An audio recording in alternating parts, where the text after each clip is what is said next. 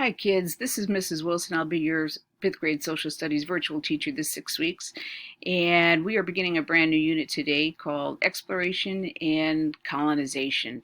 And with that, we'll be looking briefly at the reasons or motives for exploration and asking ourselves, why did explorers from Spain, Portugal, France, Britain, Netherlands, and Italy risk their lives to find a new way to Asia?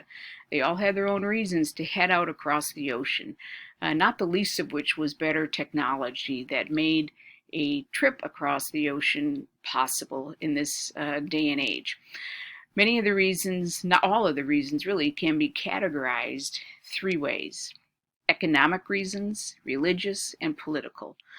Looking at economic, that included anything, not just gold, but anything that brought money, economic power, economic profit back to the monarchy or the king and queen of the country for which the explorers were sailing for.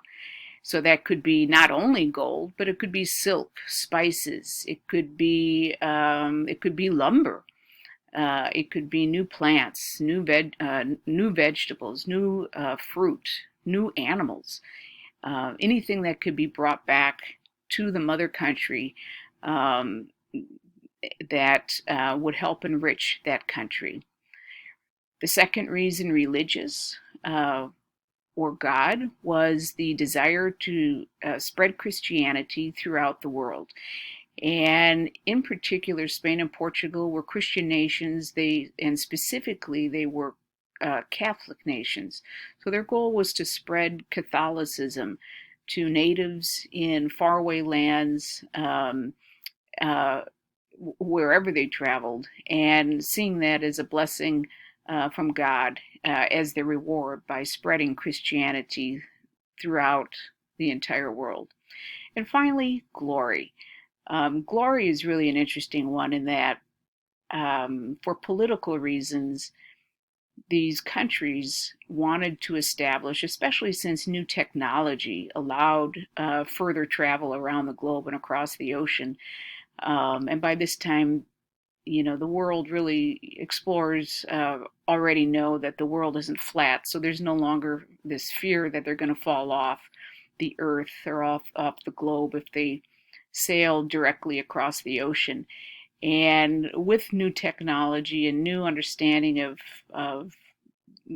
the fact that the world is not flat, there was this desire for empires to claim land in faraway places. And the idea being that, the more land that they claim, the more powerful they would become. It's kind of like global monopoly. If you've ever played Monopoly, it's probably my favorite board game. It's kind of like that. The winner wins the game by acquiring the most land and collecting the most rent for people that land on that land, on that property, and so forth. Another way I like to tell my kids in class is that it's like playing a game of King of the Hill. If you've ever played King of the Hill, and I have many times growing up in Wisconsin, especially during heavy snowstorms, and we had these huge, literally 10 to 12 foot tall snowdrifts that that were as tall as the roof of our garage. And my brothers and I and my friends would crawl up on these huge snowdrifts, and the goal was to throw each other off and be the last person standing on that drift. And of course, then the others would try to challenge us and throw whoever was the king of the hill off that drift. And really and truly, the European nations were kind of playing that game of King of the Hill.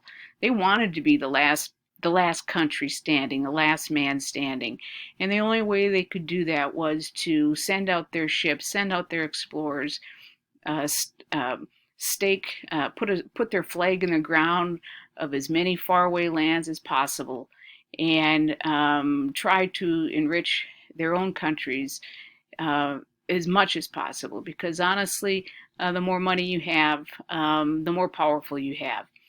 The more powerful you are, the more political power you have. And so explorers loved claiming these lands for these countries. It brought them great praise from the king or queen. and they were truly, I mean, they were the rock stars. They were the pop heroes of their day and age. They may not have been wealthy, but they acquired a certain amount of fame as a result of their travels, and that was pretty motivational for them to want to keep doing it. So once again, the motives for exploration that we're going to focus on are economic, religious, and political, or quite simply the three G's: gold, God, and glory.